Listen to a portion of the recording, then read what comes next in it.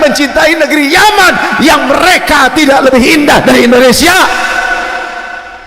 Indonesia bukan negeri yang di luar sana, negeri Konoha ataupun negeri siapa dan entah berantah yang mungkin kita pun tidak pernah datang ke sana, bahkan tidak ada leluhur kita yang asli dari sana. Kita adalah putra putri Indonesia, ibu bapak kita orang Indonesia, kakek nenek kita orang Indonesia, leluhur kita orang Indonesia. Kita makan dari sumber daya Indonesia, sumber alam Indonesia, kita minum dari mata air Indonesia, bahkan wafat pun mungkin kita ingin dikuburkan di Indonesia. Seharusnya kita menjadi pribadi-pribadi yang membanggakan para pejuang bangsa. Kita mengharumkan nama Indonesia, lebih bangga dengan Indonesia.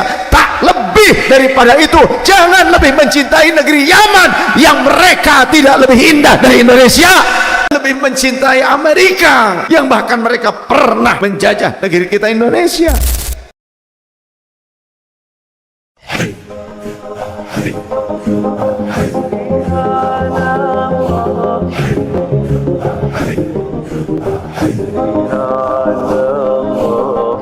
Hari peringatan kemerdekaan bangsa Indonesia yang bertepatan dengan 17 Agustus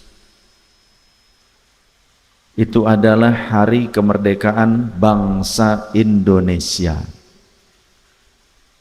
bukan Negara Kesatuan Republik Indonesia. Karena Negara Kesatuan Republik Indonesia baru terbentuk esoknya, yakni tanggal 18 Agustus 1945. Sedangkan sebelumnya kita merupakan bangsa Indonesia, Nusantara yang terhampar luas, indah, namun sempat menderita karena ulah bangsa lain yang menjajah negeri kita. Tapi Bung Karno bercerita dan berkata, kami berjuang mudah karena yang kami hadapi adalah bangsa asing yang menjajah.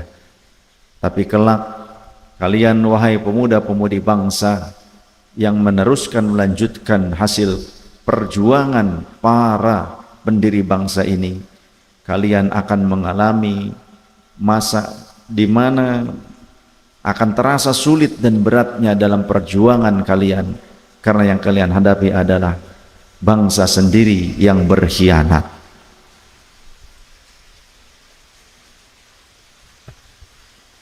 Semoga negeri kita Indonesia dan bangsa Indonesia yang entah ada di negerinya sendiri ataupun di luar Indonesia yang berjuang di negeri tetangga atau yang jauh dan jauh di sana, semoga Allah angkat derajatnya. Allah berikan rasa syukur atas segala nikmat yang Allah berikan, terlebih nikmat kemerdekaan bangsa Indonesia. Kita harus mengingat momen bersejarah di mana Allah Subhanahu wa taala telah memberikan nikmat itu kepada kita. Nikmat yang kecil saja harus disyukuri, apalagi nikmat yang besar. Karena tanpa kemerdekaan, jika kita masih berada di bawah bayang-bayang negeri asing, tentu kita tidak seindah saat kita merdeka seperti sekarang. Ingatlah bahwa ini semua adalah anugerah dari Allah, nikmat dari Allah. Fabi ayyi ala'i rabbikuma tukadziban, maka nikmat manakah yang kalian dustakan? Sehingga masih ada segelintir anak-anak bangsa yang tidak menggunakan akal sehatnya, yang malah membenci negeri sendiri, yang malah lebih mencintai bangsa asing. Atau bahkan ada orang-orang yang tadinya bangsa asing kemudian didatangkan ke negeri kita, malah mereka yang kemudian membuat propaganda karena diikut sertakan oleh para penjajah untuk meredam gejolak perjuangan anak bangsa. Tapi kini banyak anak bangsa yang justru telah melupakan jasa para pejuang bangsa sendiri, leluhurnya sendiri yang telah gugur di medan laga demi kemerdekaan kita, anak keturunannya. Malah anak turunannya lebih condong mencintai bangsa lain, mencintai bahkan para pengkhianat bangsa, mencintai anak-anak para pengkhianat bangsa yang membanggakan para pengkhianat itu sendiri. Bagaimana dengan keadaan leluhur kita yang telah ada di alam barzakh? Mungkin mereka akan menangis. Ingatlah, kemerdekaan ini bukan pemberian dari para penjajah. Negeri kita bukan persemakmuran, tapi negeri kita negeri yang merdeka berdaulat, hasil tumpah darah para pejuang bangsa. Seharusnya kita lebih mencintai para pejuang bangsa kita sendiri yang hasilnya sekarang kita rasakan. Kita merdeka di negeri sendiri, tapi kenapa banyak anak-anak Indonesia yang justru lebih gandrung dengan negeri lain, dengan bangsa lain, dan bahkan para pendatang yang tak sedikit di antara mereka menjadi koloni-koloni kolonial Belanda dan Inggris yang dijadikan alat oleh para penjajah untuk mengelabui bangsa kita dan para pejuang bangsa. Fadhkuruni adzkurkum washkuruli wala takfurun, kata Allah. Ingatlah kalian kepadaku, ingatlah aku pada diri kalian, sadarlah kalian dengan segala nikmat yang aku berikan, maka aku pun akan selalu mengingat kalian. Jika kalian ingat kepadaku, kata Allah, dengan keyakinan bahwa Allah lah yang telah memberikan kemerdekaan kepada negeri kita, ingatlah kepada Allah, di mana Allah lah yang telah menggerakkan hati para pejuang bangsa, rela mengorbankan jiwa raga, harta dan keluarga untuk kemerdekaan kita. Manusia yang lahir di kemudian waktu mengisi hasil perjuangan mereka. Itu semua adalah pergerakan dari Allah Ta'ala. Washkuruli wala takfurun, dan bersyukurlah kalian kepadaku, jangan kalian kufur kepadaku.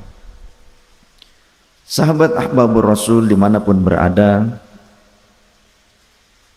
Rasul sallallahu alaihi wasallam telah bersabda, inna ashkaron nasi lillahi azza wa jalla ashkurhum linnasi. Sesungguhnya manusia yang paling bersyukur kepada Allah adalah mereka yang mampu bersyukur. Bahkan ashkuruhum, ashkuruhum artinya orang yang paling bersyukur di antara mereka, linnasi kepada sesama manusia. Jika ada orang yang hidup di Indonesia yang sudah dalam keadaan merdeka, hasil perjuangan para pendiri bangsa, para syuhada, para pejuang, para pahlawan bangsa yang mengusir para penjajah, kita hidup enak nikmat di negeri kita Indonesia, makan dari sumber daya alam Indonesia, minum dari mata air tanah air yang tercinta Indonesia, bahkan mungkin mati pun di Indonesia, dikuburkan di tanah Indonesia, tapi mereka tidak merasa syukur kepada para pahlawan bangsa, kepada para pejuang kemerdekaan, bahkan justru menyakiti mereka. Dengan cara apa? Dengan cara merubah sejarah mereka, merubah bahkan makbaroh mereka dipalsukan, atau bahkan dibuat imitasi dengan nama yang lain. Sejarahnya dirubah, dipalsukan, dicuri, dinisbatkan kepada dirinya, orang tuanya, kakek buyutnya, yang padahal tidak ikut serta berkorban untuk kemerdekaan bangsa Indonesia, maka berarti itu adalah pengkhianatan. Pengkhianatan. Dan ini pasti menyakiti para pahlawan bangsa. Kemudian para pahlawan bangsa yang asli putra bumi pertiwi, putra Indonesia, putra Nusantara, kemudian dirubah biografinya menjadi keturunan bangsa lain, dirubah biografinya dengan nama yang lain, dirubah identitasnya dengan identitas yang lain, dan diakukan sebagai bangsa yang lain, yang seolah-olah nama besarnya itu adalah barokah dari bangsa lain selain Indonesia. Yang mungkin propaganda ini juga dengan tujuan untuk mendapatkan privilege bagi orang-orang yang merubah sejarah itu sendiri di saat ini, demi privilege pengakuan bangsa Indonesia, agar mereka dihormati, dihargai, yang seolah leluhur mereka telah ikut andil berkorban demi kemerdekaan bangsa Indonesia. Padahal bisa jadi sebaliknya.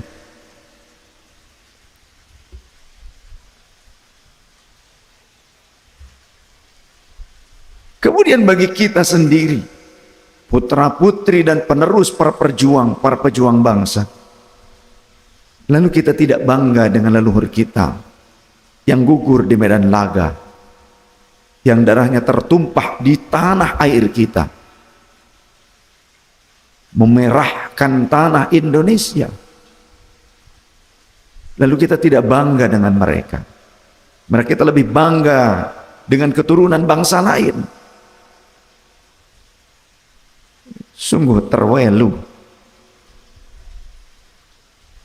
Kalau kata Bung Roma, terlalu. Cintai leluhur kita sendiri, cintai bangsa kita, cintai para pejuang kita, hormati mereka, dan bahkan jangan sampai hanya mengenang jasanya saja, tapi bagaimana caranya lebih daripada mengenang mereka, kita mampu meneladani mereka.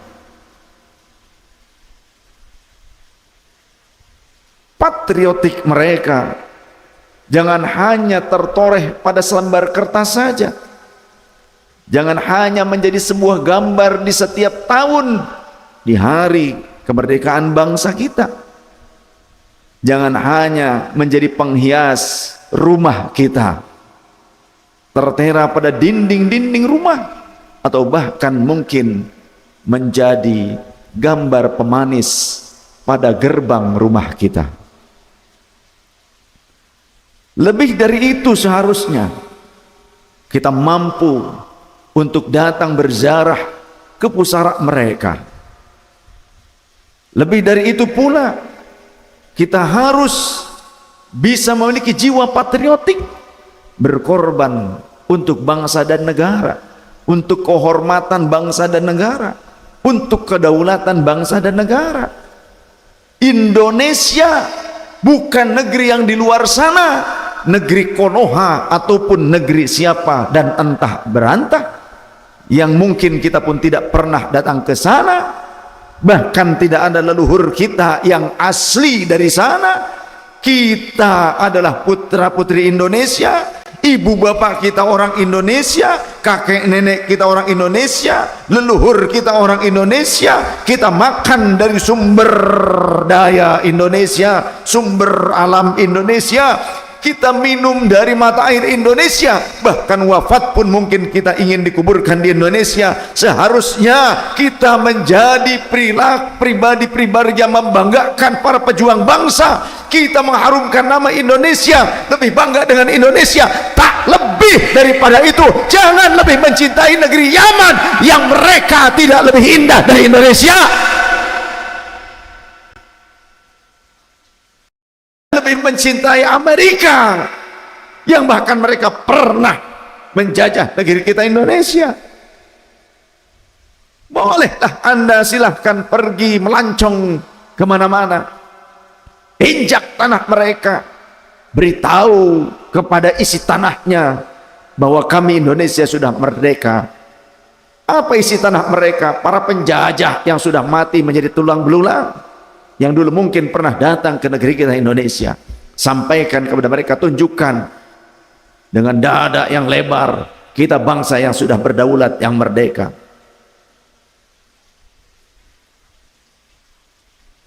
Bukan seperti mengemis berkah di negeri lain. Apakah kamu pikir Indonesia tidak lebih berkah? Bahkan ada keturunan bangsa lain yang mereka seolah-olah merendahkan negeri kita Indonesia, merendahkan para pejuang bangsa, yang di antara mereka banyak para santri dan ulama. Lalu kita putra-putri Indonesia sendiri ikut-ikutan merendahkan para pejuang sendiri, bangsa sendiri, negeri kita sendiri. Jangan diam dengan upaya-upaya dan propaganda yang mereka lakukan untuk mendegradasi rasa cinta kita bangsa Indonesia kepada negeri kita sendiri, kepada bangsa kita sendiri. Ada yang mengatakan Indonesia adalah milik para aulia tarim. Katakan kepada mereka, hei kalian, apakah kalian pikir di Indonesia tidak punya wali? Apakah sebelum orang-orang Yaman datang ke Indonesia, di Indonesia tidak ada wali? Kalian datang tinggal menikmati hasil perjuangan para wali kami, para ulama kami yang lebih dulu datang ke negeri ini dengan damai, dengan berbaur, membawa kedamaian. Jika ada orang yang mengatakan bahwa negeri di luar Indonesia lebih barokah selain Makkah dan Madinah, maka kita sampaikan saja kepada mereka, kenapa kalian tidak pulang ke negeri nenek moyang kalian? Kenapa kalian tidak pulang saja ke negeri yang kalian bangga-banggakan? Cukup orang yang mencintai Indonesia saja yang ada di Indonesia. Orang-orang yang tidak mencintai Indonesia, silahkan, perbatasan terbuka untuk kalian pergi meninggalkan Indonesia. Biarlah kami yang akan merawat Indonesia. Biarlah putra-putri bangsa ini sendiri yang menentukan nasibnya.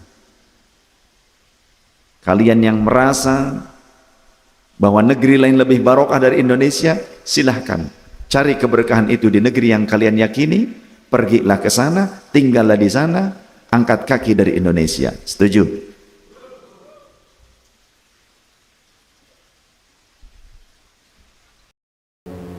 Dikumpulkanlah seluruh penduduk Madinah saat itu.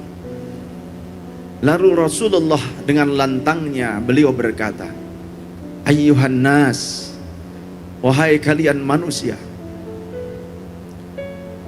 aku sudah merasa dekat dengan waktuku kembali kepada Allah. Aku hanya ingin berkata kepada kalian, jika selama kita berteman, jika selama kita bertemu, berkumpul bersahabat, ada yang terzalimi olehku, ada yang pernah tersakiti olehku, maka kinilah saatnya kalian menuntut balas kepadaku. silahkan. Apa yang ingin kalian lakukan kepadaku, lakukanlah. Siapa yang pernah tersakiti olehku, balaslah saat ini, agar aku bisa kembali kepada Allah tanpa membawa beban itu.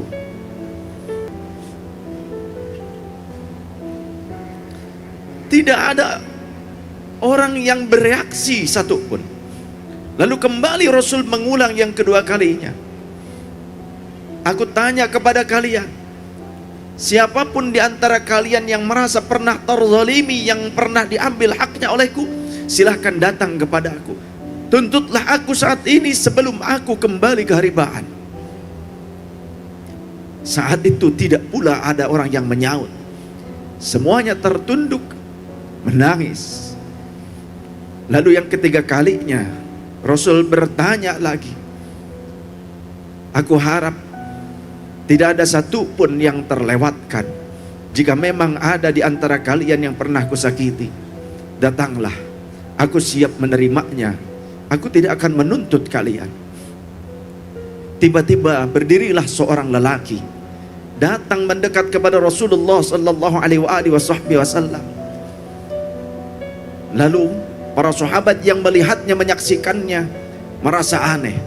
Siapa gerangan lelaki yang berani datang kepada Rasul, yang mungkin saja dia akan menuntut balas kepada sang Rasul? Ternyata itu adalah sahabat Ukasyah radhiyallahu anhu. Dia menghadap mendekat kepada Rasulullah. Dia mengacungkan tangan, aku ya Rasul. Kata Rasul, silahkan wahai Ukasyah, apa yang hendak kau sampaikan saat ini kepada aku? Baik ya Rasulullah, andai engkau tidak mengulangi pertanyaanmu 3 kali ya Rasul, maka aku tidak akan berdiri saat ini di hadapan engkau ya Rasulullah. Tapi karena engkau telah mengulanginya sebanyak 3 kali, aku beranikan saat ini menghadap kepadamu ya Rasul. Baik Ukasyah, kemukakan apa yang hendak kau akan sampaikan kepada aku. Dulu ya Rasul, saat kita pulang dari sebuah peperangan, aku dampingkan untaku di samping untamu. Ku kendalikan untaku di samping engkau yang sedang mengendalikan untamu. Lantas aku turun dari untaku, lalu ku mendekat kepada engkau ya Rasul. Tadinya aku berkehendak untuk mencium pahamu ya Rasul, aku berkehendak untuk mencium kakimu ya Rasul. Tapi tiba-tiba engkau mengangkat cemetimu, engkau menggerakkan cemetimu. Aku tidak tahu saat itu engkau tidak sengaja atau sebetulnya engkau akan memecut untamu. Aku tidak paham apa tujuan engkau ya Rasul. Tapi yang jelas, saat itu pecutmu mengenai perutku ya Rasulullah. Rasul kemudian berkata, baik wahai Ukasyah, sekarang silahkan kau cambuk. Sebentar, Bilal, kemarilah engkau Bilal. Ya Rasulullah. Pergilah ke rumah Fatimah, mintakan cemeti yang kugantungkan di rumahnya, bawakan kemari cemetiku. Sayyidina Bilal sam'an wa ta'atan. Beliau datang ke rumah Sayyidah Fatimah, mengetuk pintu, mengucapkan salam, dibuka pintu dan dijawab salam. Kata Sayyidah Fatimah, ada apa wahai sahabat Bilal? Wahai Fatimah putri Rasul, sesungguhnya ayahmu memerintahkanku untuk datang kepadamu, memerintahkan untuk mengambil cemeti ayahmu yang digantungkan di rumahmu. Untuk apa wahai Bilal? Kenapa? Bukankah ini bukan musimnya peperangan? Ada apa sebetulnya? Engkau tahu kan Fatimah, bagaimana akhlak ayahmu itu. Maka aku tidak akan mampu untuk menolak perintahnya. Sudah berikan saja. Ada apa, tolong jawab dulu hai Bilal, kata Sayyidina Fatimah. Sayyidatuna Fatimah. Maka sahabat Bilal, bahwa beliau merasa telah dekat masanya keharibaan Allah, kembali kepada Allah Subhanahu wa taala. Lantas Rasul mendeklarasikan siapapun yang pernah tersakiti atau terzalimi, agar saat ini mereka membalas kepada baginda Rasul sallallahu alaihi wasallam. Maka ada seorang sahabat namanya Ukasyah. Dia mengaku telah terkenai oleh pecut ayahmu, hai Fatimah. Saat ini ia menuntut balas kepada ayahmu. Maka ayahmu merintahkanku untuk mengambil cemeti itu dari rumahmu. Tolong berikan sekarang ini. Maka Sayyidah Fatimah memerah wajahnya. Wahai Sayyidina Bilal, wahai sahabat Bilal, siapa orangnya yang berani menuntut balas kepada Rasul? Bilang kepadanya bahwa putraku Hasan dan Husain yang akan menggantikan Rasulullah SAW untuk dipecut, untuk dikisos. Bilang, sampaikan kepada kedua putraku agar siap mereka berdua untuk menerimanya. Baik, yang penting kamu berikan saja pecut itu kepada aku. Aku diperintahkan oleh ayahmu.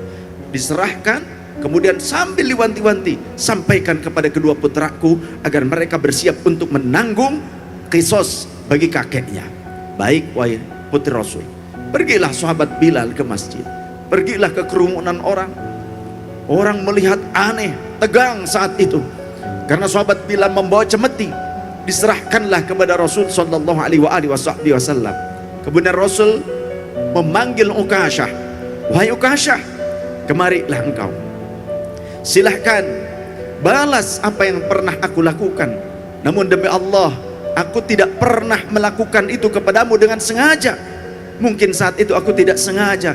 Demi Allah, aku tidak melakukannya karena membenci wahai Ukasyah. Aku tidak melakukannya karena berniat melakukan itu kepadamu, wahai Ukasyah.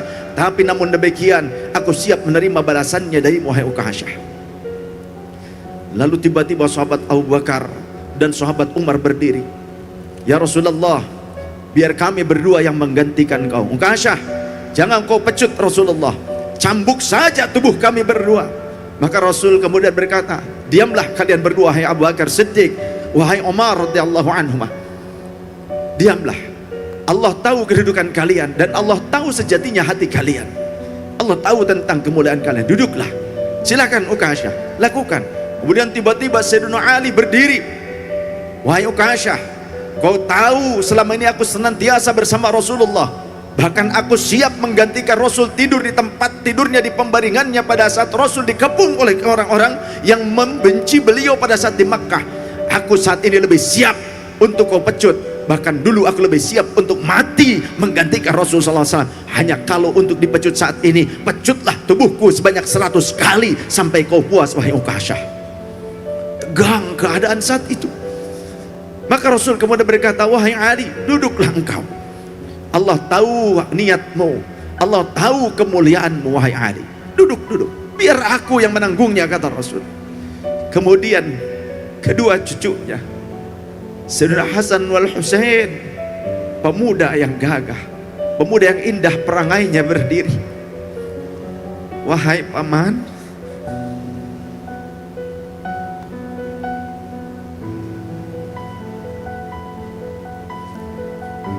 Anda tahu kami berdua adalah darah daging kakek kami. Biar kami berdua yang menggantikan kakek.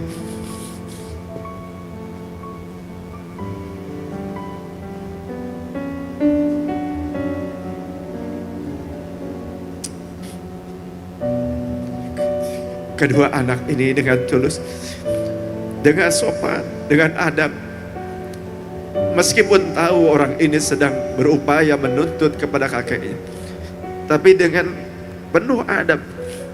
Wahai paman, kami adalah darah daging Rasulullah. Biar kami saja yang menanggungnya, jangan kakek kami.